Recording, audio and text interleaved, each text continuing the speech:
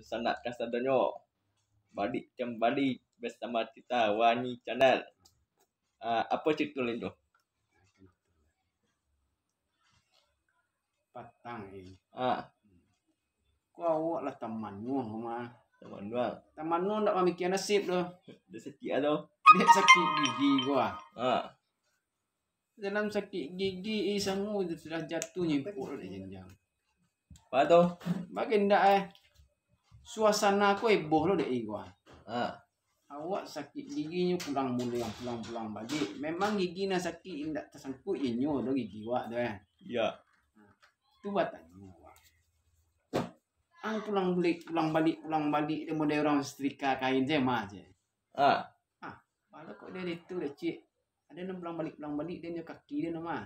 Ya. Nak dia pijak mencuci mah. Lain no gayang mah je. Tu langsung emosi dengan kecil tu. Tu ada emosi lah. Mana kau emosi ya? Nak sakit je ditahan no.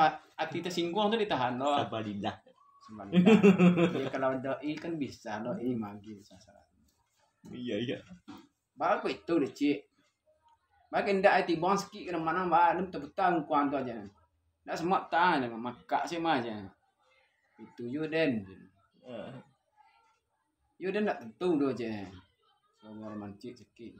Yalah dia negeri tawang mah dan bukta-bukta yang dia tu cari sewang ni je. Keluar masuk je.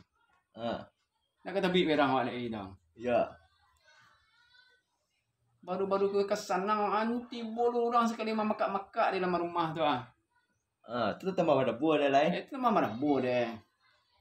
Indak ka jantung ada nak sakit dah je kapal ngik sekali deh jadi aneh tu. Jadi betul dah diturik orang luar tu. Oi nang kita kau nak bisa kan nok tu dah. Ya.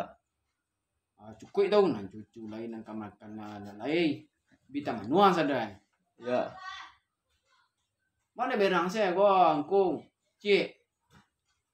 Main tapi jangan karihna suaru. Sampai ke dalam rumah. Ya. Dia angkung.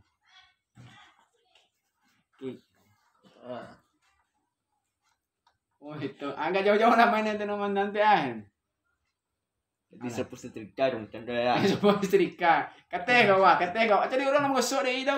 Iya. Nak kali itu betul tu Rasui mencari inyo tu lau ngantak-ngantak je ramai memang inyo nak pulang balik. Setrika tu betul tu maju tadi ya. Kalau itu betul nak mungkin setrika balik betul dah.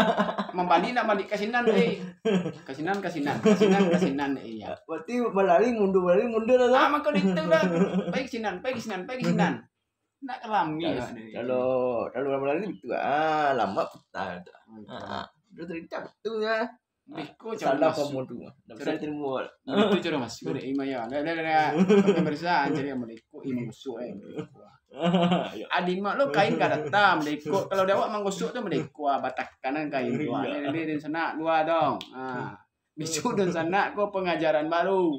Kalau menggosok tu betul angkian tu Jadi lele di sana. Sekian di sana. Assalamualaikum.